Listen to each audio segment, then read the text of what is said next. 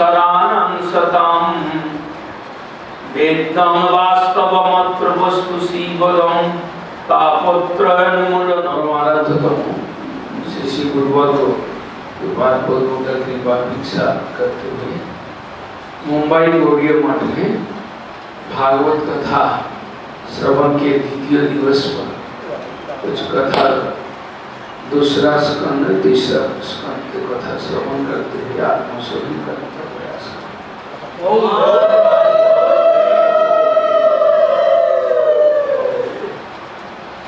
हम लोग श्रवण कर रहे थे कल श्रीमद् भागवत के प्रथम स्कंद की कथा। दूसरा स्कंद में सुख परीक्षित संवाद। सुखदेव गोस्वामी मृत्यु के द्वार पर बैठे परीक्षित महाराज का प्रश्न का जवाब दे। बहुत सारे मुनि ऋषि एकत्रित हुए। परीक्षित महाराज सभी को प्रश्न किया।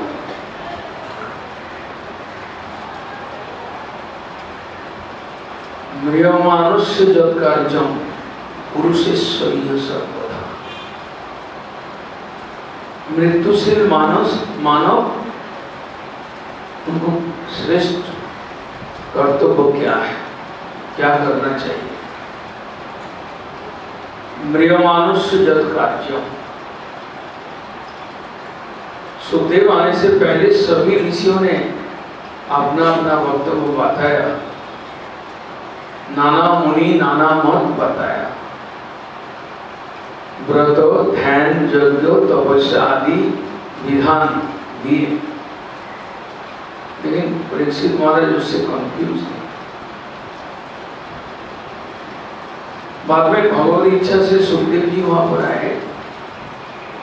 सुखदेव जी को सभी साधु संत महाराज महामंडलेश्वर सबने सम्मान किया और क्या कहा कि ये सुखदेव जी आपका प्रश्न का ठीक ठीक जवाब है।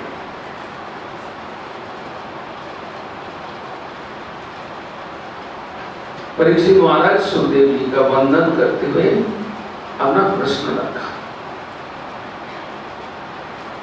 मेन प्रश्न यही है कि हम मृत्यु के द्वार पर बैठे, आज से 7वां दिन तक दंशन में हमारा मृत्यु होगी। मेरा भाग में ये लिखा है, ऋषि का अभिशाप है। हमें अभी क्या करना चाहिए जिससे कि हमें श्रेष्ठ फल मिले। म्रियमानुष्य जत कार्यम पुरुषेश्वरीय सर्वथा। प्रश्न का जवाब देने से पहले सुखदेव जी अपना गुरु का वंदन करते हुए उन्होंने प्रश्नकर्ता का प्रशंसा किया, प्रश्न का प्रशंसा किया।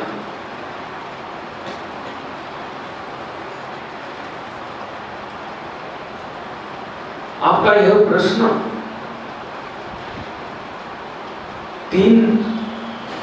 तीन श्रेणी को फायदा पहुंचाएगा। प्रश्न करने वाला उनको फायदा तो जरूर पहुंचाएगा, प्रश्नों का जवाब देने वाला और बाकी और सुनने वाला, तीनों का कल्याण होगा।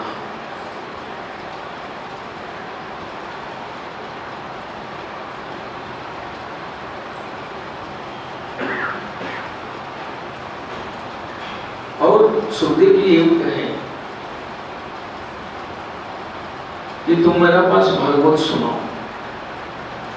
7 दिन भगवान का कथा, भगवान का चरित कथा, भगवान का अवतार कथा, भगवान का जसर कथा, ये सुनते सुनते तुम्हारा चरम गति प्राप्त हो। इस संसार में ईश्वर की कथा के अलावा ईश्वर का प्रसंग छोड़कर सुनने के लिए मनुष्यों के पास बहुत सारी कथा है। श्रुतोप्यादि राजेंद्र निनाम संति सहस्र, हजारों हजारों कथा है। इस सब कथा के व्यतिरिक्त हम घर के कथा, स्त्री पुत्र परिवार के कथा, देश का कथा, समाज के कथा, किसी का निंदा चर्चा का कथा, कथा का कोई अंत नहीं है। केवल भगवान का कथा सुनने को हमें फुर्सत है।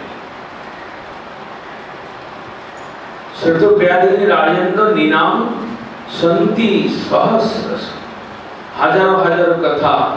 गांव में जाए, मार्केट में जाए, घर के आंगना में बैठे, चाय का दुकान में बैठे, राजनीति का चर्चा में बैठिए, कोई कथा का अभाव नहीं। हजारों कथा, उसका कोई अंत नहीं है। सुनने वाला, बोलने वाला, उसमें मनुष्य मशगूल है, उसमें रुचि रखते हैं। लेकिन ईश्वर का कथा हो, आने के लिए, सुनने के जो आएंगे, उसमें हजारों बहाना, हजारों विपत्ति। मेरा ये हुआ, मेरा स्त्री का ये हुआ, मेरा लॉकडाउन में ये हुआ, सब सारे बात। और हम अगर आकर कथा में बैठ जाए तो सबसे पहले हमको निद्रा देवी, माया देवी हमारे पास निद्रा को भेज देगा। निद्रा नहीं भेजेगी तो हमारा चित्त चंचल भगवान के सामने, साधु संतों के सामने बैठा है, मन इधर से उधर भागता जाएगा। इसलिए सुखदेव जी परीक्षित महाराज को संकेत दे रहे हैं, इशारा कर रहा है इस ओर कि तुमको बड़ा एकांत होकर, तुमको जरा एक चित्र होकर सुनना पड़ेगा, एक चित्र होकर, एक मनस।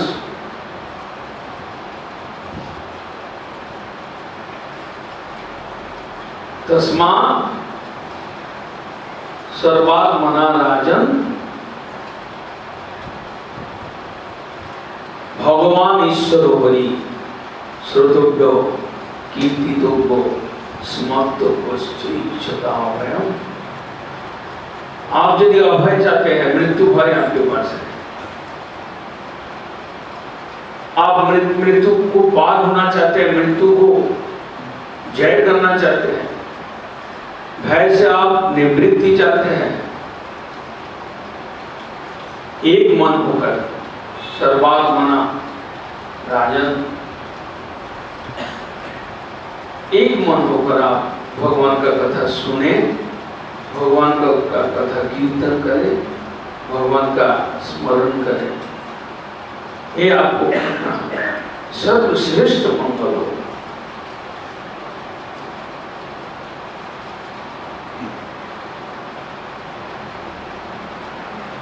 पृथ्वीते যত কথা ধর্ম নামে চলে भागवत कहे तार परिपूर्ण चले।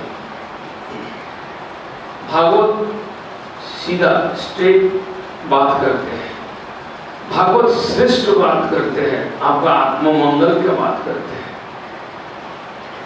भागवत आप जो बात को सत्य मानते हैं, भागवत उसको झूठ बोलते हैं, उसका मिथ्या कहते हैं।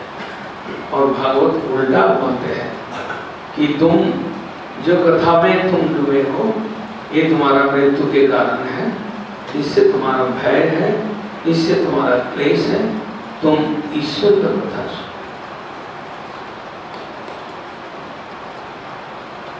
क्यों सुनना है तुमको, मैं ये बात बताऊं। एवं सचित्ते स्वतैव सिद्धो आत्मा प्रियो भगवान अनंत तम निवृत्त नियतार्थ भजित संसार हेतु परमश्च यच्च। तुमको भगवान का कथा क्यों सुनना है?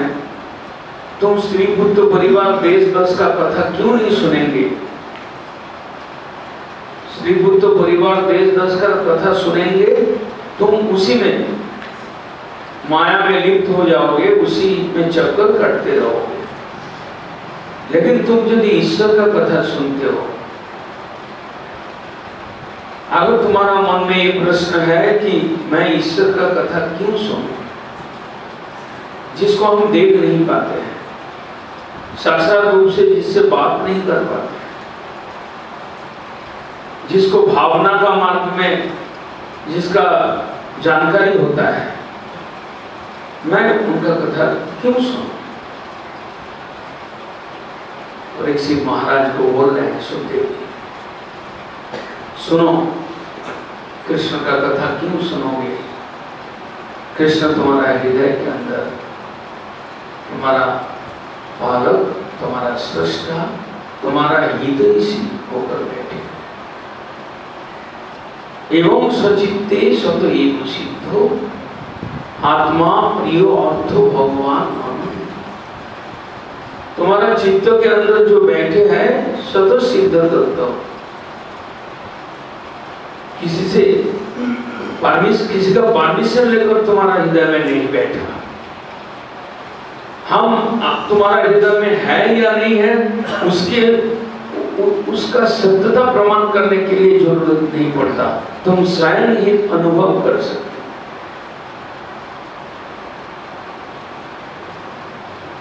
वो जो तुम्हारा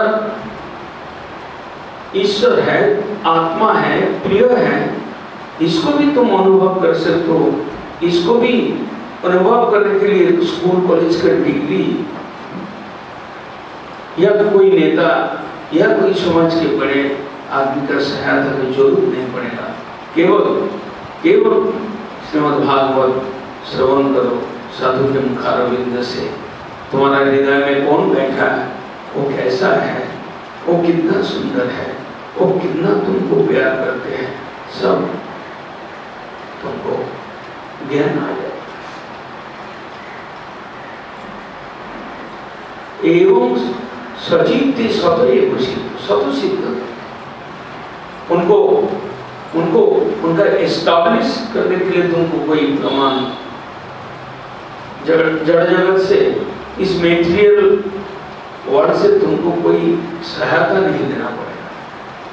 तुम्हारा अंदर तुम्हारा प्रभु है या नहीं, सृष्टिकर्ता ईश्वर सुंदर, मधुर, उदार, प्रिय, वो तुम्हारे अंदर है या नहीं, वो स्वयं तुमको स्वयं ही तुमको एहसास दिलाएगा, तुमको समझा देगा, तुमको अनुभव कराएगा। तुम रियलाइज कर सकते तुम्हारा अंदर कोई बैठा है कि नहीं। जब तुम मृत्यु तुम्हारा आता है, आत्मीय स्वजन बंधु बांधव कुछ नहीं कर सकता है। जब तुम एकला पड़ जाते हो, जब तुमको जाने को होता है, एकमात्र वही तुम्हारा साथ में रहते हैं और तुमको अभय, तुमको अशोक, तुमको अमृत का सदन कर सकते।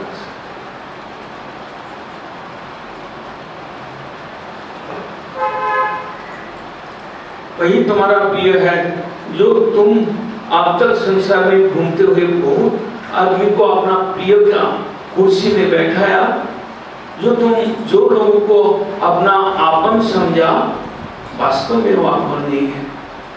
वास्तव में वो आपन का छलना किया। वास्तव में तुम्हारा दुख, तुम्हारा क्लेश को वो हटा नहीं सकते, लेकिन तुम्हारा पास में ये सब जो भी है, उसके अलावा तुम्हारा हृदय के अंदर ये बैठे हैं, जो तुम्हारा नित्य साथी है, सुखदायी है और तुमको इस मृत्यु के हाथ से तुमको बचा सकता है।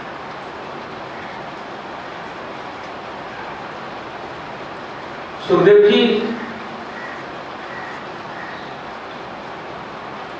कथा के माध्यम से उनको आश्वास दिला रहे हैं, कथा के माध्यम से उनको अनुभव करने के लिए मजबूर कर रहे हैं।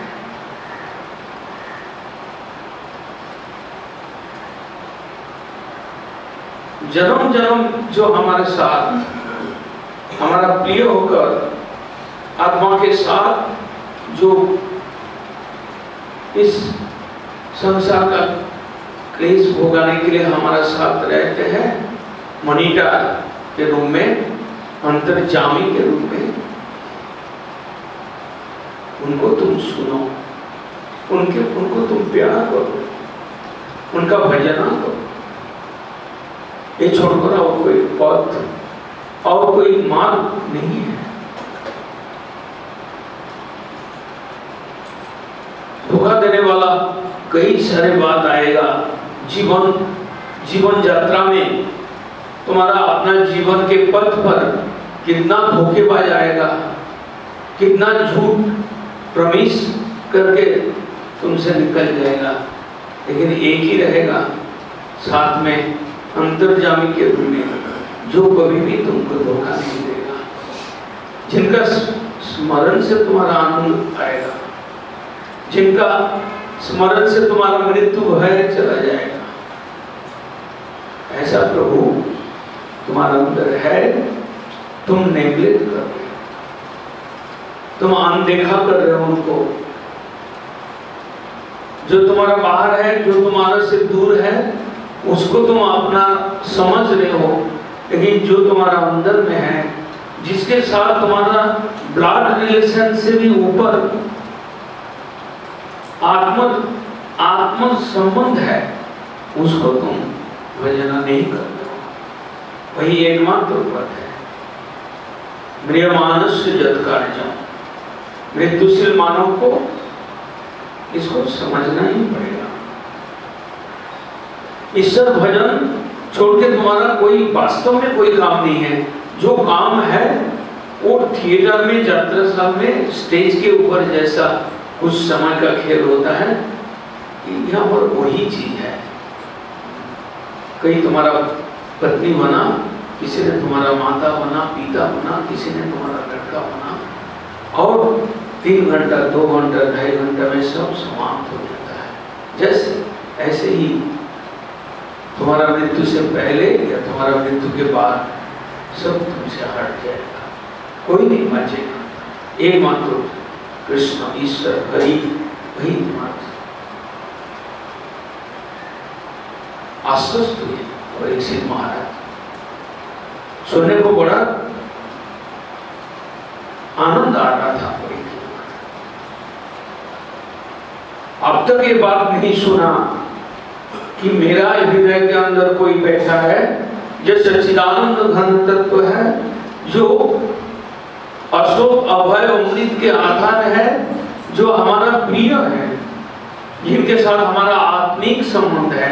केवल चमड़ा, खून, मांस, हड्डी का संबंध नहीं है, हमारा आत्मा के साथ जिसका संबंध है। सौनक ऋषि जो सुध गोस्वामी ये सुन रहे हैं, उन्होंने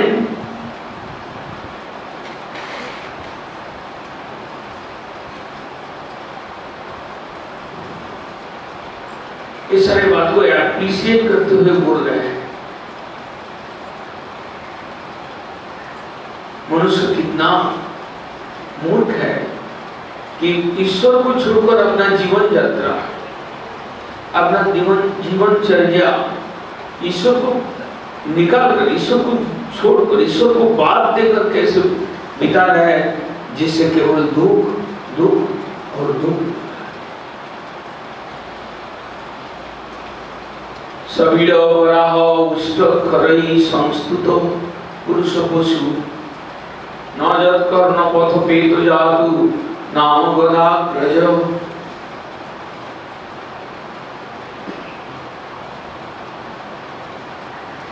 विलेवतो रुक्रम विक्रमान जो न शृण्वतो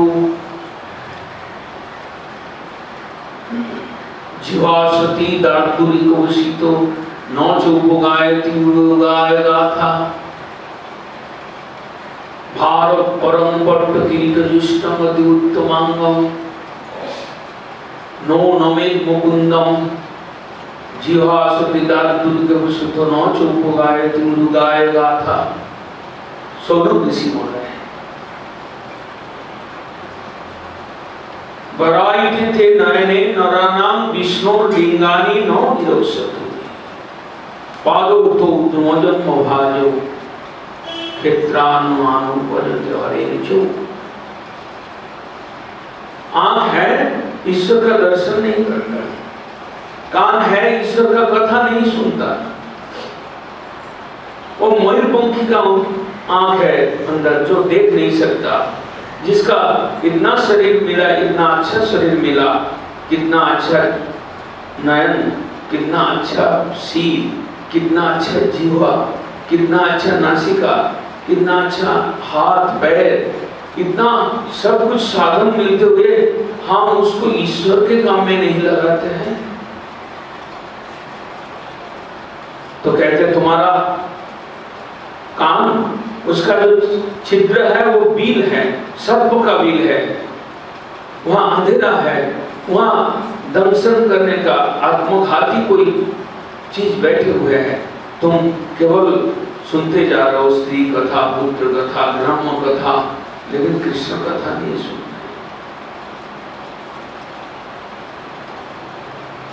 तुम्हारा पैर है, तुम मंदिर तक नहीं चल सकते हो, मंदिर का परिक्रमा नहीं लगा सकते हो, तुम्हारा पैर वृक्ष का पैर है। पैर तो है लेकिन वो चल नहीं सकता, एक ही जगह पर उनको ताप भोगना पड़ता है।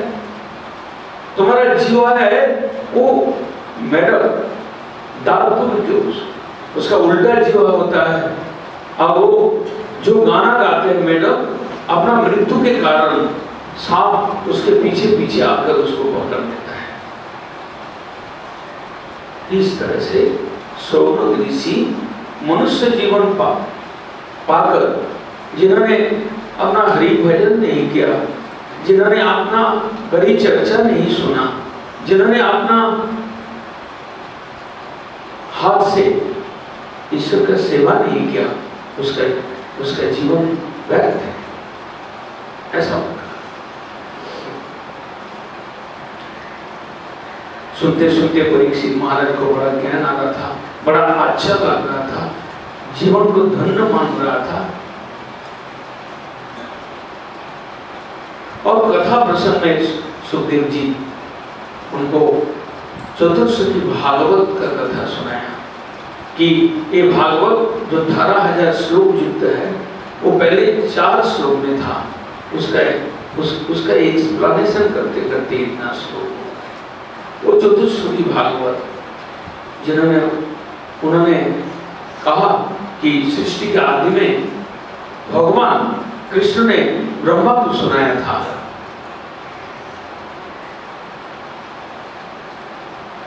ज्ञानम में परमं गुच्छं जद विज्ञान समन्वितं सरहस्यतरं वंच गृहान् गतितं मया जावानहं जता भावो जत तथैव ते विज्ञानमस्तु ते मदनुग्रहात्। हमें विज्ञान, विशेष ज्ञान, विज्ञान मतलब मेटीरियल साइंस नहीं है।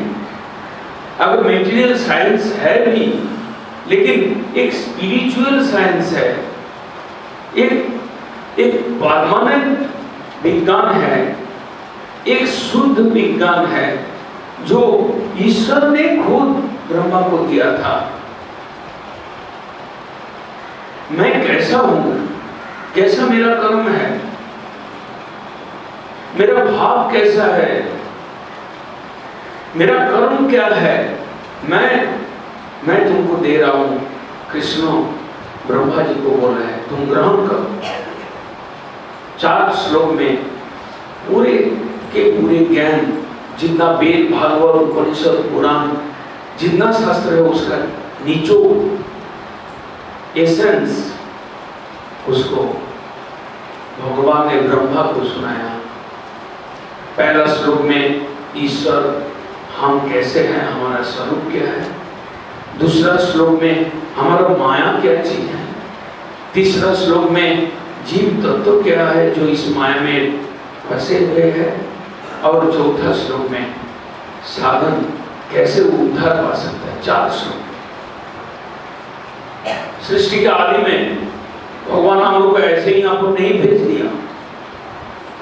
तुमको कहाँ जाना है, क्या करना है, तुम कहाँ थे, तुमको कैसे नित्य शांति मिलेगा, उसका पथ, उसका हिसाब, उसका फॉर्मूला पहले भगवान जैसे ब्रह्मा को सृष्टि करने का आदेश दिया, उसी समय कहते कि जीव को शांति पाने के लिए, जीव को मुक्त होने के लिए, जीव को आनंद धाम में जाने के लिए जो भी जरूरत है मैं तुमको बता रहा हूं। अहम एव समेव अग्रे नान्यं जत् सत् असत् परम।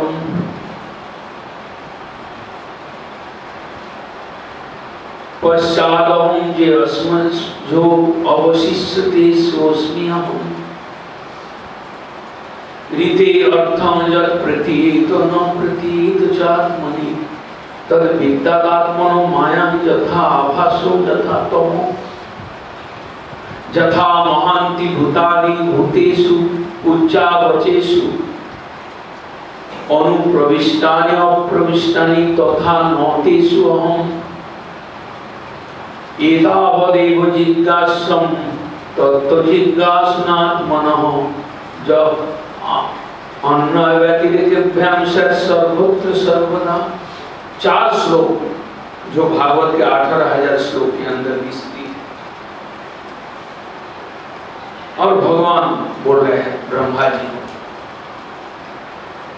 सुनो, मेरा कृपा से तुम इस ज्ञान को धारण करो, इसको मनुष्य तक पहुंचा। क्या शिक्षा? अहमेव अस्मव अग्रे, मैं सर्वआदि हूं, मैं शुरू से हूं। नान्यं जत् सत् असत् परम, यहाँ पर कुछ भी नहीं था, चित अचित कार्य कारण कुछ नहीं था, मैं ही एकमात्र थे। अहम एव आसमव अग्रे नान्यं जत् सत् असत् परम। सत और असत वस्तु कुछ भी नहीं था, मैं अकेला ही था। पश्चात हम जब इस सृष्टि में देख रहे हो, इतना भारी, इतना संख्या में जीव है, ये सब मेरा ही रूप है, ये सब मेरा ही सृष्टि है। और जिस दिन इस सृष्टि का प्रलय हो जाएगा, मैं एक ही रहूंगा और कोई नहीं बचेगा। कि मेरा बारे में ज्ञान तुम समझो।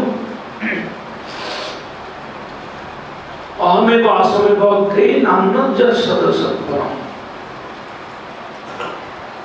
गाड़ी घोड़ा बाड़ी और मनुष्य, स्त्री पुरुष, ब्राह्मण चंडाल, इतना पशु पक्षी, ये सूर्य चंद्र कुछ नहीं था, मैं एक ही था।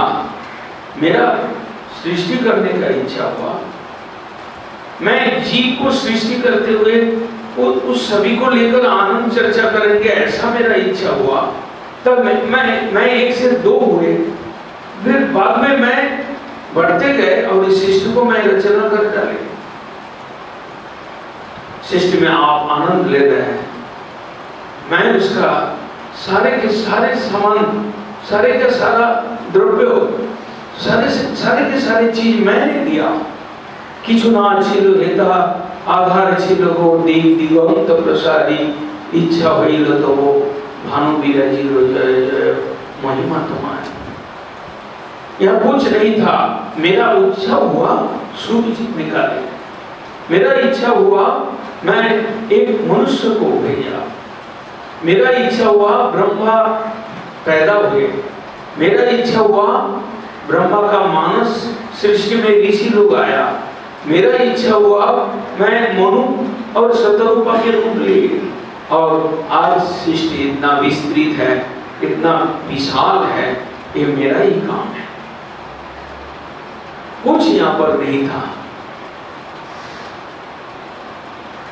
लेकिन ये भी सत्य है कि मेरा इच्छा से इस सृष्टि स्थिति पर है, चल रहा है, और मैं जिस दिन इच्छा करेंगे इसका प्रलय हो जाएगा, कोई नहीं बचेगा। ये मेरा काम है, सृष्टि स्थिति लय, ये इसका कारण मैं, मेरा ये काम है।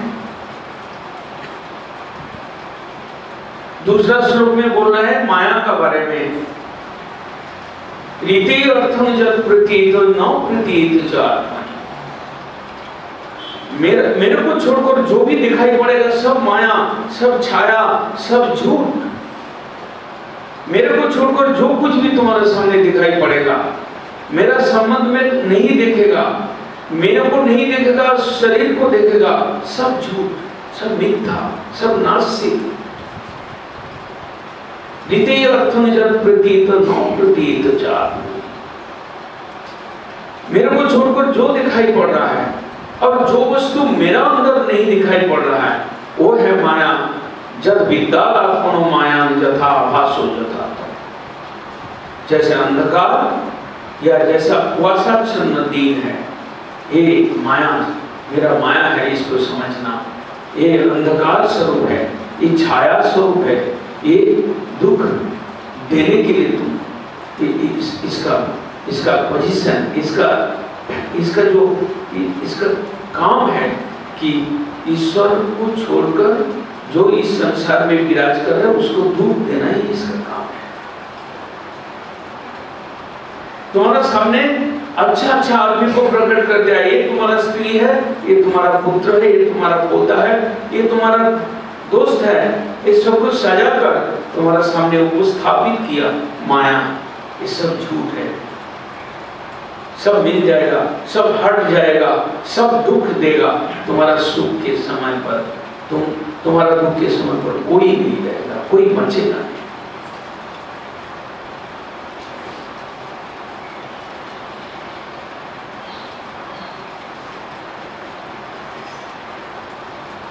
तीसरा श्लोक में बोल रहे हैं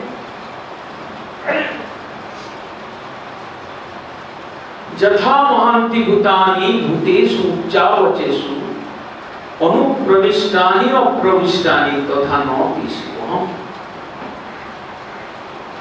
जैसे महाभूत, पंच महाभूत जैसे सर्वत्र विराजमान है, बाहर अपना अस्तित्व लेकर विराजमान है, खेती और तेज और भूम, मिट्टी जल वायु अग्नि आकाश जैसे बाहर है, ऐसे तुम्हारा शरीर के अंदर है। ऐसा वृक्ष लता गुल्म के अंदर है, ऐसा बारी गाड़ी सब के अंदर है। ये जैसे संभव है ऐसे ही मैं जीवात्मा के साथ विराजमान हूँ। जीवात्मा मेरा साथ है, सखा के रूप में है, और मेरा अस्तित्व लुप्त हो जाएगा तो इसका अस्तित्व नहीं रहेगा। मैं हट जाएंगे, मैं नहीं रहेंगे तो तुम्हारा सुंदरता खत्म, तुम डेड बॉडी हो, सिंपल डेड बॉडी। मैं तुम्हारा अंदर से निकल जाएगा, मेरा अंश तुम्हारा अंदर से निकल जाएगा, तुम और ज्यादा देर तक तुम सुंदर नहीं रह सकते। मेरा अस्तित्व के कारण, मेरा रहने के कारण, मेरा प्रेजेंस के कारण। ईश्वर है तो मैं हूं, ईश्वर है तो मैं सुंदर हूं, ईश्वर है तो मैं प्रणम्य हूं। ईश्वर नहीं है तो मैं कुकुर श्रीदाल का खाने का चीज बन जाएगा, पंचभूत में मेरा शरीर लीन हो जाएगा, मेरा अस्तित्व नहीं रहेगा, अलग अस्तित्व नहीं। भगवान, ईश्वर, जीव और माया,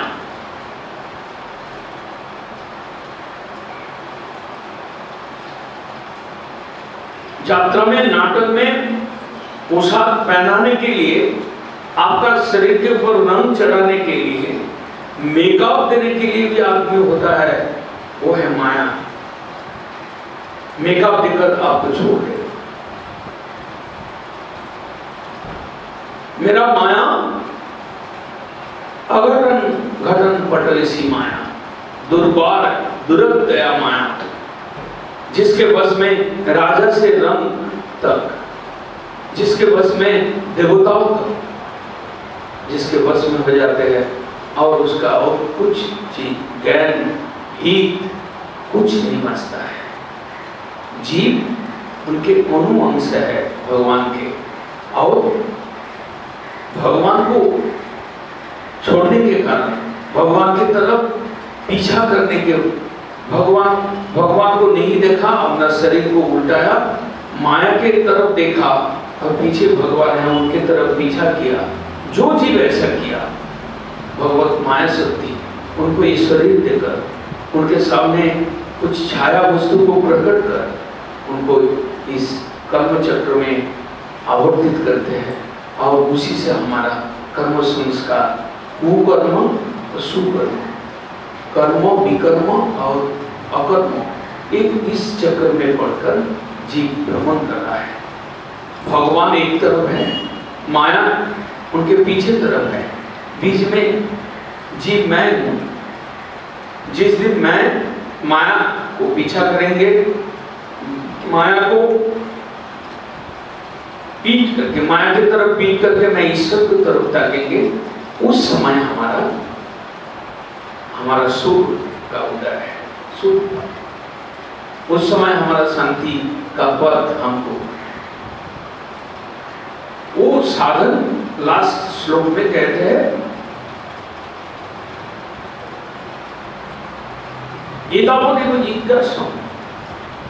आप संसार में आए, आप स्कूल का एजुकेशन लिया, आप कॉलेज में गए, आप डिग्री लिए, आप नौकरी किया या आप व्यापार किया, आप विवाह किया, पत्नी को ले आया, आपको 2-3 संतान हुआ, आप मकान बनाया, ये सब चीज किया, उसके बाद संसार का बोझ ढो के आपका जब बाल पकने लगा, आपका जब चमड़ा जब थोड़ा थोड़ा नरम होने लगा, कुकड़ाने लगे, आप जब धीरे धीरे शक्ति आपका क्षय हो रहा है, तब तक आपका मन में यदि प्रश्न आता है तो आप भाग्यवान है कि मैं कौन हूँ, कहाँ से आया हूँ और मेरा कर्तव्य क्या है, मेरा वास्तव स्वरूप क्या है। एतावत् एव जिज्ञासा, यहाँ तक आपका अंदर जिज्ञासा है, आप पूछ के दिल्ली, मुंबई, मद्रास कहीं तक पहुंच जा सकते हैं। आपका समर्थ है, आप व्यापार में बहुत कमाया, आप लंदन, अमेरिका तक पहुंच सकते हैं। आपका अगर इससे भी ज्यादा बहुत बड़ा एजुकेशन है, साइंटिस्ट है, आप चंद्रमा तक पहुंच सकता है। बस कहीं तक आपका सीमा है, लेकिन आप कभी नहीं पूछे कि सृष्टि का मूल सृष्टा कौन है। आप कभी नहीं पूछे आप वास्तव में कौन है। आप कभी नहीं पूछे आपका धर्म क्या है, आपका क्या करना है, आपका कर्तव्य क्या है, ये कभी नहीं पूछे। तो आपका जहाँ पर आप पहुँचे, आपको पुनर्वसी को जहाँ से आप उठे थे वहाँ पर आप पहुँच जाएगा। आपका नाम 2-4 दिन घंटा दुंदू भी बजाएगा, आपका नाम से पेपर में जाएगा, पत्थर में खोदाई होकर आपका नाम लगेगा, लेकिन कुछ दिन में वो सारे के सारे मिट जाए।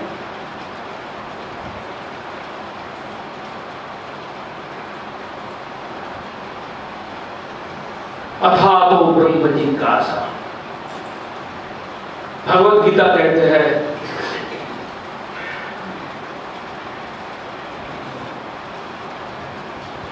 तद्वृद्धि परिपादेन परिप्रश्नेन सेवया, परिप्रश्न। ये देखो मठ मंदिर साधु संतों भगवत गीता ये सब झूठ है। तुम्हारा कपड़ा सच है, तुम्हारा मोटरसाइकिल सच है, तुम्हारा गाड़ी कार सच है, तुम्हारा बाड़ी सच है, तुम्हारा माता पिता सच है, ऐसा तुम समझ सकते हो। लेकिन सत्य एक ही होता है, सत्य दो नहीं होता है। सत्य ईश्वर के नाम, सत्य ईश्वर के तुम संतान, आत्मा जीवात्मा सत्य है। सत्य ईश्वर का भजन और सब असत्य है। सुखदेव जी परीक्षित महाराज को ज्ञान के बारे में बताया, जो ज्ञान मैंने सृष्टि नहीं किया, सुखदेव जी कहते हैं ये ज्ञान ईश्वर तत्व ने दिया। उनका बारे में जानने के लिए उन्हीं का कृपा ही जरूरत है, उनको जानने के लिए और कोई पथ नहीं है। ईश्वरेण कृपा लेस হয়তো যাহারে সেই से ईश्वर तत्व बुझी बारे पारे। उनका कृपा लेस तुमको मिलेगा, तुम उनको जान सकोगे, नहीं तो तुम्हारा पांडित्य, तुम्हारा जो चातुर्य, तुम्हारा कैपेसिटी से तुम ईश्वर को नहीं जान सकते। तथैव तद्विज्ञानमुस्तुते मदनुग्रह। हे ब्रह्मा, मैं तुमको ज्ञान दे रहा हूँ, इसको ग्रहण करो। तुम निश्चित रूप से मेरा कृपा होगा तो एक ज्ञान को तुम धारण कर सकते हो, वहन कर सकते हो, तुम लोगों तक पहुंचा सकते हो। परंपरा ब्रह्मा के पुत्र नारद, नारद से वेदव्यास, वेदव्यास जी से सुखदेव, इस तरह से परंपरा के माध्यम से ज्ञान आता है। ज्ञान का भी परंपरा होता है और वो परंपरा का लास्ट एंड जो है वो ईश्वर है, ज्ञान के भंडार है। और जो स्कूल कॉलेज का किताब का नॉलेज है उसका कोई कीमत नहीं है, ऐसा नहीं, लेकिन वो सब जड़ ज्ञान है, वो सब पेट पालने का ज्ञान है। इस संसार में जस प्रतिष्ठा में डूबने के लिए वो ज्ञान है, वो ज्ञान किसी को धोखा देने के लिए ज्ञान है, वास्तव में तुम्हारा आत्मकल्याण के लिए वो ज्ञान है। और तीसरा स्कंद में विदुर मैत्रेय संवाद, मैंने पहले बोला कि गुरु शिष्य संवाद के माध्यम से भाग बताया। सूत शौनक संवाद, सुखदेव परीक्षित संवाद, विदुर मैत्रेय संवाद। मैत्रेय ऋषि के पास जाकर विदुर ने कुछ प्रश्न किया, इसी टाइप के प्रश्न, कैसे मेरा आत्मकल्याण, कैसे मेरा परम गति होगा। कथा बोलते बोलते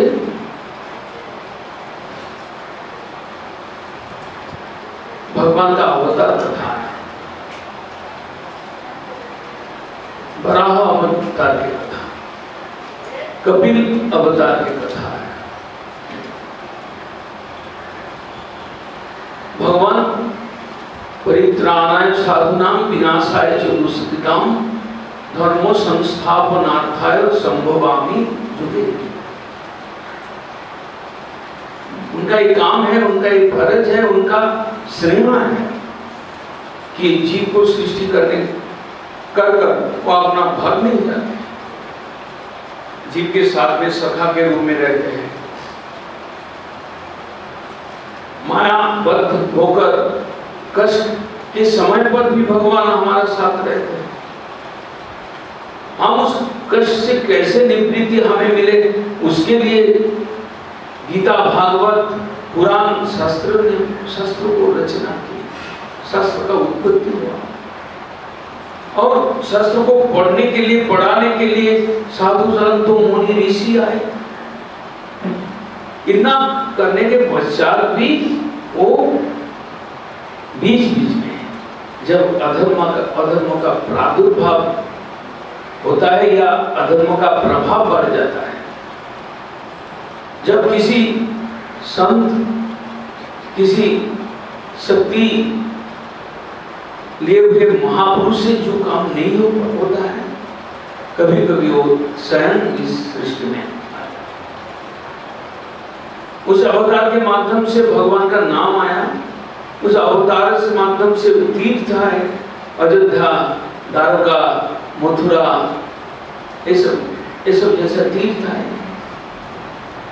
उस अवतार के माध्यम से भगवत कथा आया, जो सुनकर हमारा जीवन को, हमारा आत्मा पवित्र होता है।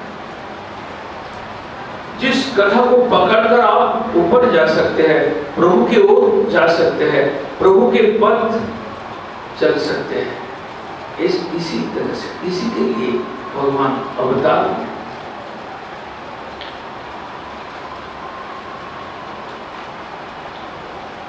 वराह अवतार कथा, सृष्टि के आदि में भगवान जब ब्रह्मा को आदेश दिया तुम सृष्टि को बढ़ाओ, उन्होंने अपना शरीर से स्वयंभुव मनु और शतरूपा, पहला मनुष्य स्त्री और पुरुष को बनाया। उससे पहले मानस में उन्होंने मुनि ऋषि को सृष्टि किया। सबसे पहले तो मुनि ऋषि लोग आए। हम लोग सब, हमारा बैकग्राउंड, हमारा लास्ट, हमारा जाति क्या है, हमारा उत्पत्ति कहाँ से हुआ, हम अगर लास्ट तक पहुंचे तो देखेंगे हम लोग कोई ना कोई ऋषि के वंश में आए। क्यों? ब्रह्मा जी अपना मानस सृष्टि किया मुनि ऋषि को। उसके बाद शरीर से शतरूपा और स्वयंभुव मनु से मनुष्य हुआ, और जैसे ये दोनों को सृष्टि किया, सृष्टि को पकड़ने के लिए, सृष्टि को धारण करने के लिए जगह चाहिए, पृथ्वी चाहिए। वो पृथ्वी जलमग्न था और ब्रह्मा ने चिंता में पड़ गए कि हम कहाँ सृष्टि करूं और कहाँ सृष्टि को बढ़ाया जाए, सृष्टि का स्थिति कैसे होगा। चिंतन करते करते करते करते उनके नासारंध्र से एक बड़ा क्षुद्र, एक छोटा सा बड़ा मूर्ति बाहर आए और धीरे धीरे अपने शरीर को फुलाया। विशाल एक सुगर रूप धारण किया, बड़ा हो गया। ब्रह्मा को हृदय में ऐसा एहसास कराया, अनुभव कराया कि मैं पृथ्वी को उठाने के लिए मैं आया हूँ। मैं रसातल में जाकर अभी मैं पृथ्वी को दंताग्र में उठा के ले आएंगे। भगवान, वराह रूपी भगवान भीतर गए, प्रवेश किए पानी के अंदर, और रसातल में जाकर वो पृथ्वी को अपना दंताग्र में रख कर वो धीरे धीरे ऊपर आ रहे। पृथ्वी को उद्धार करना, उसको स्थापन करना, उसको धारण करना, इसका व्यवस्था करने के लिए बढ़ावा है, भगवान। और उसी समय रास्ते में आते आते उनको हिरण्यनाथ को वध करना पड़ा। हिरण्यनाथ एक असुर है, जो कि उनका भाई हिरण्यकशिपु, जो वो प्रहलाद के पिता के रूप में आया, और भगवान नरसिंह भगवान उनको मारे। ये दोनों भाई थे, हिरण्यनाथ और हिरण्यकशिपु। वैकुंठ के दारी थे, जय विजय। सांप मिला वो राक्षस कुल में लोग आए, असुर कुल में लोग आए। किसी समय चतुर्सन ब्रह्मा के पुत्र, 4 पुत्र, सनक, सनंदन, सनातन, सनत कुमार, ये जिस समय वैकुंठपति नारायण से भेंट करने के लिए जा रहे थे, दिगंबर थे, पंचम वर्ष के बालक जैसा थे, और ये लोग जैसे जा रहे थे वैकुंठ, छठा काल क्रस करते हुए 7वां काल पर जब पहुंचे गेट पर, तो वहां पर जय विजय खड़े थे, और जय विजय को बोला कि हम लोग प्रभु का दर्शन नहीं जाएंगे। कहते कि तुम लोग नहीं जा सकते, इस ड्रेस में तुम लोग, तुम्हारे पास कोई ड्रेस नहीं है, तुम दिगंबर है, तुम उलंग है, वस्त्रावृत होकर जाना पड़ेगा प्रभु के पास। रोक दिया। चतुर्सन ने सांप दे दिया जय विजय को, जाओ यहाँ पर रहने के लायक तुम लोग नहीं हो, तुम्हारा अंदर अभी एक दृष्टि, बाह्य दृष्टि खत्म नहीं हुआ, तुम कौन कपड़ा पहने हुए कौन नहीं किए हैं उसका दर्शन है, तुम उसका अंतरात्मा को नहीं देखते हो, तुम वैकुंठ में हो। चलो मर्त लोग में जाकर तुम राक्षस कुल में दोनों भाई के रूप में जन्म ले लो। प्राचीन समय में मुनि ऋषि लोग ऐसे ही सांप देते थे, आज भी वो सांप है। किसी को आप मन में पीड़ा देंगे तो उस सांप का रूप में आपके पास जरूर आएगा और आपको धूप भोगना ही पड़ेगा। भगवान नारायण को मालूम हो गया कि मेरा भक्त लोग 4 पुत्र को, ब्रह्मा का पुत्र को सांप दे दिया। वो तुरंत दौड़कर आए, अब नारायण को प्रणाम किया चतुर्सन, और दोनों दारी ने प्रणाम किया और सब वृत्तांत सुने। उसके बाद जय विजय को भगवान बोला, कोई चिंता नहीं है, मेरा इच्छा से ही तुम्हारा मर्तलोक में जाना है, मेरा इच्छा से ही तुम्हारा राक्षस शरीर मिलेगा और मेरा काम के लिए तुमको जाना पड़ रहा है, काम खत्म हो जाएगा, तुम दोनों वापस इधर आ।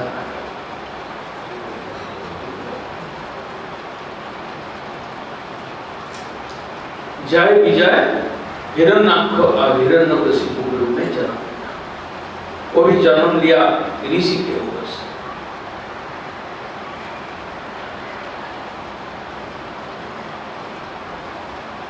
ऋषि के पुत्र होकर दोनों, दीति के पुत्र होकर कश्यप ऋषि, दीति उनका मां, कश्यप ऋषि के पत्नी, उनके गर्भ में ये जन्म लिया। और इस तरह से भगवान जब कहे थे कि तुम दोनों जाओ, ये जो जय और विजय, इसका प्रेमो विजृंभित अवस्था थी। उसको कैसे बोलते हैं, वर्णन करते हैं संत लोग, महापुरुष लोग, कि ये भी एक प्रकार का प्रेम है कि वैकुंठ में रहते हुए ये दोनों को राक्षस जन्म मिला और भगवान से फाइट किया, वैरी भाव से भजन किया। ऐसा कैसा हुआ? उसी समय नारद ने कहा था, मेरे को युद्ध करने का जो शक है, मेरे को वीर रस आस्वादन करने का जो शक है, मैं क्या करूं? मैं अपना मृत्यु को वहां पर भेज रहा हूं तुम दोनों को। तुम वैरी भाव से जन्म लेगा, दानव के रूप में जन्म लेगा, और हिरण्याक्ष और हिरण्यकशिप ये दोनों रूप से तुम आओगे, और हम उस समय बराह रूप में तुम्हारा साथ लड़ाई करेंगे। हम नरसिंह भगवान के रूप में तुम दोनों भाई से मैं लड़ाई करेंगे और वीर रस को आस्वादन करेंगे। बाद में हिरण्याक्ष जब बड़े हुए, उनका शुरू से ये ज्ञान था कि विष्णु हमारा शत्रु है और विष्णु को मारना है। कई बार जाते हैं तो पूछते हैं कि विष्णु कैसा है, वो कहाँ रहता है, ऐसा पूछते रहते हैं। एक दिन नारद मिल गए और बोला कि भाई, अरे ये विष्णु कुंड है, भगवान तुम लोग का बोलते हैं, ये कैसा देखने में है और इस समय कहाँ पर है? कहते हैं कि विष्णु तो सुगर रूप है, वराह रूप में है, और इसी पानी के अंदर घुस जाओ, रसातल से पृथ्वी को ले रहा है, तुमको भेंट हो जाएगा और तुम उसे लड़ो। तो हिरण्याक्ष अंदर गए और बाद में भगवान से भेंट हुआ और बड़ा जोरदार युद्ध हुआ। बाद में भगवान ने, वराहरूपी भगवान हिरण्याक्ष को वध किया और पृथ्वी को पकड़कर ऊपर ले आया। पृथ्वी जो स्थितावस्था है, धरणी धर, भगवान का एक रूप, शेष नाग, उन्होंने भगवान का एक रूप है, वो पृथ्वी को धारण किया। वरना पृथ्वी अगर स्थितिशील नहीं होगा, वो किसी आश्रय में नहीं रहेगा तो नहीं रह सकता है। आज हम लोग पृथ्वी का मनुष्य होकर कितना कुछ खराब काम करते हैं, पृथ्वी के ऊपर कितना अत्याचार करते हैं। वास्तव में जो लोग साधु संत और भक्त लोग होता है, वो नींद से उठकर पैर डालने से पहले ही पृथ्वी को, धरती को प्रणाम करते हैं, क्योंकि ये इसको भगवान धारण किए है, भगवान का सृष्टि है। इसको हम सुबह से लेकर शाम तक धरित्री के ऊपर जो भी हम अन्याय काम करते हैं, हम कितना प्रकार का काम करते हैं, पैर से उसके ऊपर चलते हैं, मल मूत्रादि छोड़ते हैं और कितना पाप कर्म करते हैं, उससे बचने के लिए, उससे निवृत्ति के लिए हमें पृथ्वी को प्रणाम करना चाहिए। इस तरह से बड़ा रूप लेकर भगवान ने हिरण्याक्ष को मारे और पृथ्वी को स्थापन किया। ये दो उनका काम था, हिरण्याक्ष को वध करना और पृथ्वी को स्थापन करना। एक छोटा सा अवतार है, लेकिन भगवान का अवतार तो कोई छोटा और बड़ा नहीं होता है, लेकिन उनके ये लीला है, पृथ्वी को स्थापन करना, साम्यावस्था में स्थापन करना और हिरण्यक जैसे असुर को वध करना, विनाश आयो जो दूसरे काम उनका काम।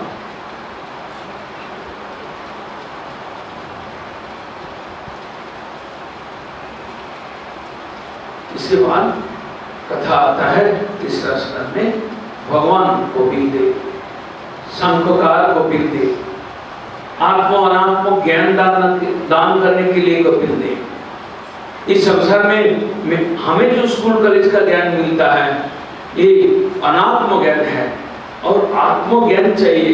आत्मज्ञान स्थिर है, स्थितिशील है, आत्मज्ञान सत्य है। आत्मज्ञान से हमारा वास्तव कल्याण है।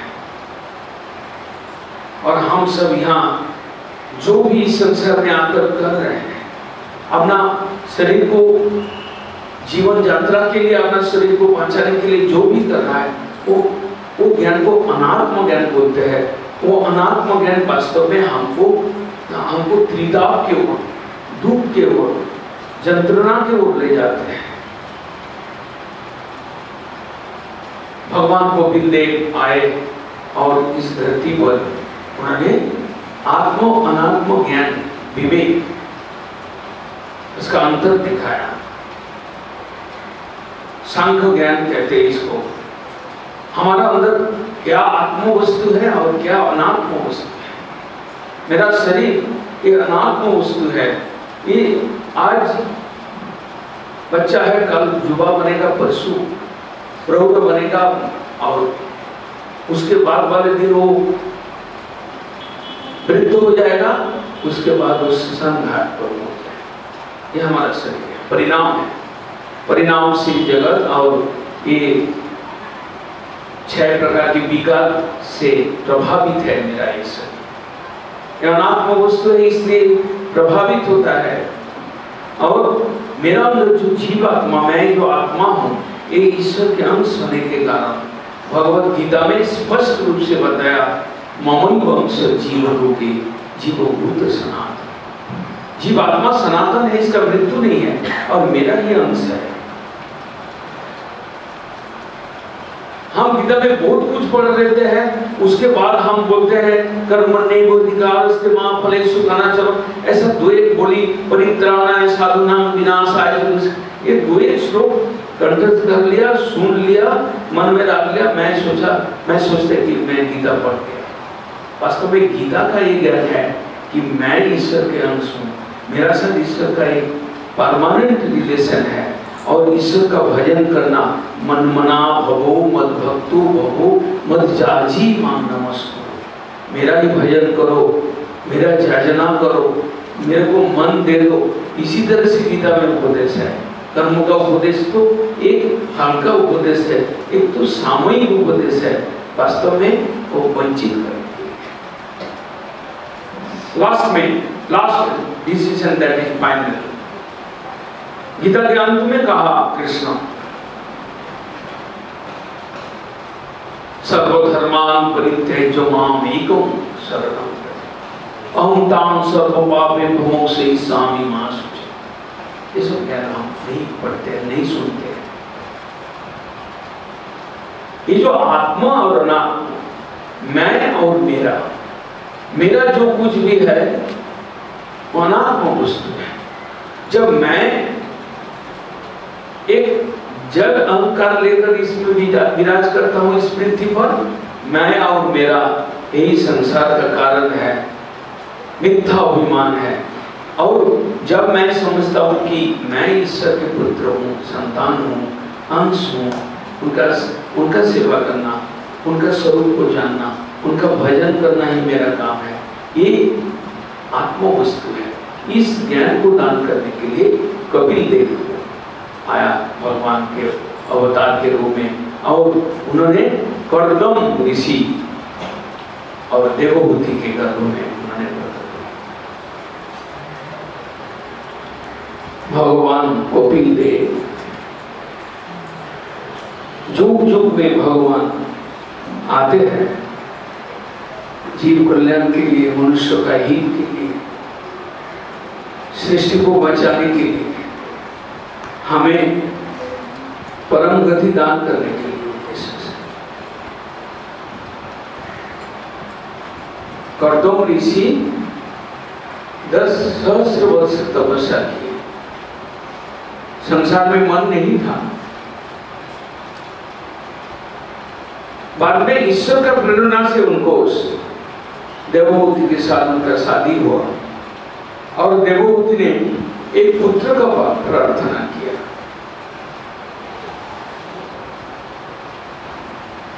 प्रभु का इच्छा से प्रभु आए उनके गर्भ में कपिल देव के रूप में, और कपिल देव अपना ज्ञान, अपना सौंदर्य, अपना लीला के माध्यम से देवहूति को किताब, केवल देवहूति नहीं, देवहूति के माध्यम से हम सभी को किताब। कपिल देव का सांख्य ज्ञान, माता का प्रश्न था, जिस समय कर्दम ऋषि प्रपंचा में चले गए, कहकर गए कि तुम्हारा एक पुत्र भगवान है, तुम्हारा कोई चिंता नहीं है, तुम चिंता नहीं करना, तुम्हारा मोक्ष, यही पुत्र तुमको मोक्ष का रास्ता बतलाए।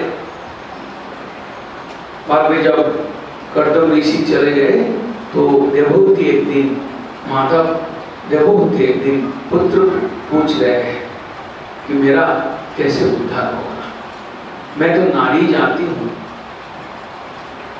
मैं तो पराधीना हूं।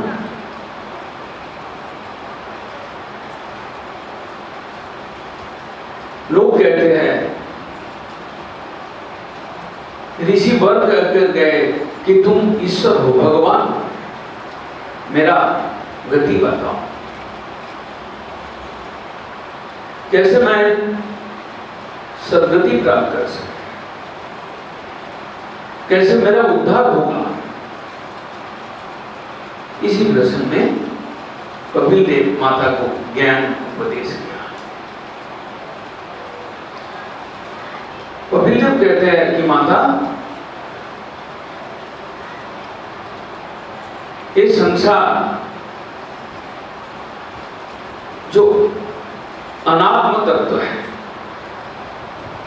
आत्म तत्व को दर्शन किए बिना, आत्म तत्व को जानने की कोशिश किए बिना, आत्म तत्व के बारे में प्रश्न बिना आप नहीं, संसार में कोई भी नहीं शांति पा सकता है। आत्म तत्व है ईश्वर, आत्म तत्व है जीवात्मा। हमारे लिए जो देह तत्व है, ये देह तत्व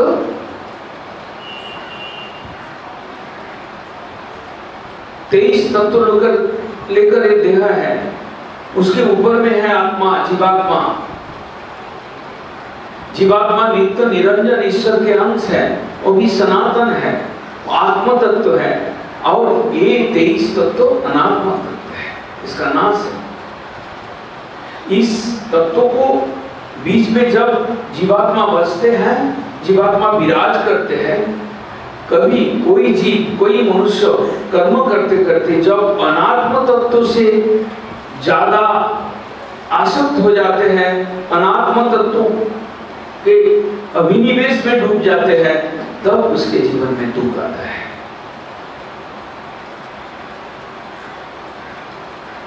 और जीव का बंधन के कारण संग पड़ा है। प्रसंगम अजरम पासम आत्मनो कवयो विदु तेओपि साधु सुकृतम मोक्षधारम अपावृतम। माता देवहूति को बोल रहे हैं कपिल देव, माता प्रसंगम अजरम पासम, ये अनात्म वस्तु के प्रसंग, अनात्म वस्तु के प्रति लगाव, अनात्म वस्तु के प्रति प्यार, अनात्म वस्तु के संग के कारण ये बहुत बड़ा मोटा रज्जु है, शक्तिशाली रज्जु है, इसके कारण जीव मायाबद्ध हो जाते हैं। प्रसंगम अजरम पासम आत्मनो कवयो विदु तेओपि साधुषु कृतम मोक्षदारम अपावृतम। आप स्त्री पुत्र परिवार बाड़ी गाड़ी धन जन इसके साथ ज्यादा लिप्त हो जाते हैं तो आप मायाबद्ध हो जाते हैं, आपको कष्ट मिलता है। यदि आप साधु संग करते हैं, यदि आप भगवत प्रियजन, भगवान के जन, कृष्ण के प्यारे भक्तों के साथ संग करेंगे, उनके पास बैठेंगे, उनके साथ उठेंगे बैठेंगे, उनका प्रति आपका प्यार हो जाए, उनके प्रति आपका श्रद्धा हो जाए, तो आपका ये मायिक बंधन शिथिल हो जाएगा, धीरे धीरे छिन्न हो जाएगा, आप मुक्त हो जाएंगे। प्रसंगम अजरम पासम आत्मनो कवयो विदु तेभ्यो साधु सुकृतम मोक्षदारम अपावृतम। मोक्ष के द्वार खुल जाता है जब कोई आदमी साधु संत महापुरुष ऋषि मुनि शास्त्र का संग करते हैं, उसे आत्म वस्तु का ज्ञान मिलता है, उससे ओरिजिनल ज्ञान, परमानेंट ज्ञान, स्पिरिचुअल नॉलेज उसको प्राप्त होता है।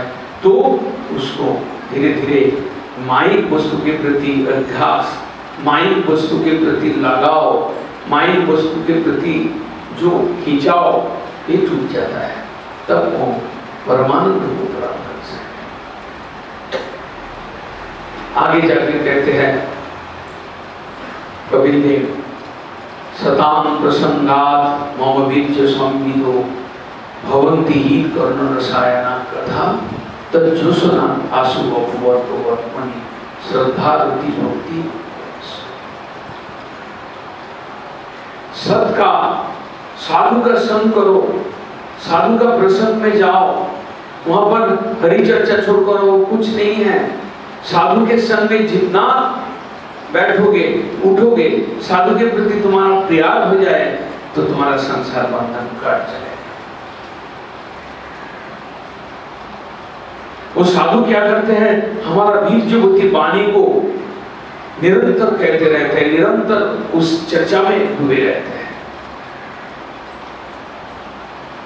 आपका हृदय, आपका कर्ण रसायन कथा जो आपका आत्मा को प्रफुल्लित कर देगा, उज्जीवित कर देगा, ऐसा कथा साधु के संग में, साधु के स्थान में जाकर सुनो, जाकर बोलो, जाकर साधु को प्रणाम करो, उनका सेवा करो। उससे क्या होगा, तो जो सुना साधु सेवा से आपको श्रद्धा रति भक्ति, तुम्हारा हृदय में श्रद्धा जागेगा ईश्वर के प्रति, ईश्वर के नाम के प्रति, ईश्वर के धाम के प्रति। श्रद्धा रति भक्ति अनुक्रम से क्रमवर्धमान तुम्हारा रति धीरे धीरे बढ़ता जाएगा और तुम किताब हो जाओगे। इसी तरह से कबीर देव माता को ज्ञान देते देते बीच में एक प्रश्न आया कि देवहूति ने पूछी कि ये जो भक्ति है, भजन, कृष्ण भजन, ये जो भक्ति है, इस एक शुद्ध भक्ति का क्या क्राइटेरिया है, शुद्ध भक्ति किसको कहते हैं? मद्गुणो श्रुति मात्रेण मयि सर्वगुहाशये मनोगति अविच्छिन्ना यथा गंगामुषो मुदो। हमारा गुण सुनते ही अगर किसी का मन गंगा धारा के माफिक समुद्र के वो दौड़ रहा है जो पानी का धारा, ऐसा अगर मन का गति कृष्ण के तरफ भागता रहे अविच्छिन्न होकर, तो उसी को शुद्ध भक्ति कहते हैं। मनोगति अविच्छिन्ना यथा गंगा मुषो। हमारे भक्त लोग गौड़िया मठ के बहुत सारे भक्त हैं, लेकिन इस चीज को ज्यादा ध्यान नहीं देते हैं कि भक्ति क्या चीज है। भक्ति एक रेगुलर प्रोसेस है, भक्ति एक डायनेमिक प्रोसेस है, और भक्ति भगवान के संबंधित जो क्रिया रेगुलर उसको प्यार से करते रहेंगे वो भक्ति है। थोड़ा किया थक गया, थोड़ा किया संसार के लिए ज्यादा किया, पैसा इकट्ठा किया स्त्री और बच्चा के लिए ज्यादा, भगवान की सेवा के लिए बहुत कंजूसी और बहुत झूठ बात बोलना, ये सब चीज हमको भक्ति से अलग कर रहा है, भक्ति से हमें पीछे धकेल रहा है। हमारा शरीर की गति, हमारा हाथ पैर का गति, हमारा आंख और कान का गति भगवान की तरफ भगाना पड़ेगा। हमको स्वयं भगना पड़ेगा, हमारा आत्मा को उसी तरफ भगाना पड़ेगा, तब जाके हमारा विशुद्ध भक्ति हो सकता है। नहीं आधा हिस्सा दूसरा तरफ, आधा हिस्सा दूसरा तरफ, 90% एक तरफ, 10% एक तरफ, 98% एक तरफ, 2% भगवान की तरफ, गुरु वैष्णव की तरफ। ऐसा करने से शुद्ध भक्ति कभी नहीं हो सकता है और ना ही आप परम गति को प्राप्त कर सकते। आपको आपका प्रैक्टिस के द्वारा, आपके नित्यचर्या के माध्यम से आपको धीरे धीरे भगवान की ओर भागना पड़ेगा। आपका मन को उधर ही भगाना पड़ेगा, आपका मन का संयोग उधर ही होगा। उसको कहते हैं विशुद्ध भक्ति। कपिल देव माता देवहूति को बोला था, भक्ति मतलब भगवान में मन को लगाना, भक्ति मतलब भगवान की तरफ मन को दौड़ाना, भक्ति मतलब भगवान का ही प्रति प्रीति को अर्पण करना, सर्वस्व अर्पण करना। उस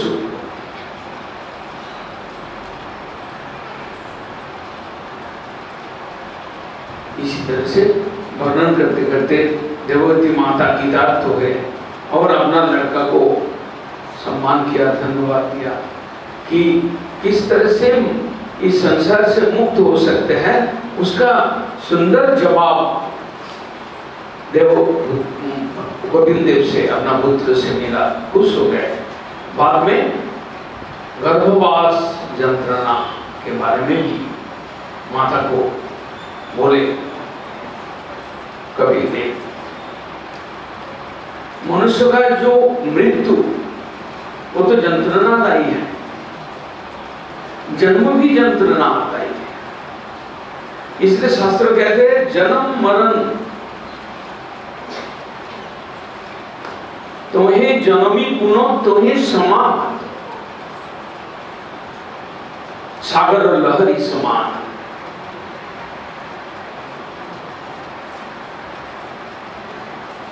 जब हम जन्म लेते हैं तो मातृ जठर के अंदर जो यंत्रणा हमको प्राप्त होती है, उससे कोई जीव सप्तम मास की गर्भावस्था में प्रार्थना करते हैं, भगवान ईश्वर तुम मेरे को बाहर निकाल दो, मैं पृथ्वी पर जाने के बाद मैं तुम्हारा भजन करेंगे। फिर बाद में जब जन्म लेते हैं वो चीज भूल जाते हैं और संसार में लिप्त हो जाते हैं।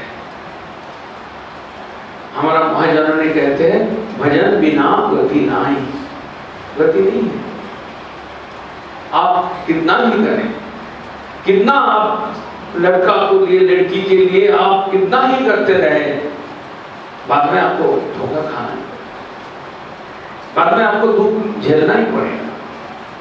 ईश्वर सत्य सुंदर परमानंद लक्षण है उनका, सत्यम शिवम सुंदरम है वो, सच्चिदानंद घन तत्व है।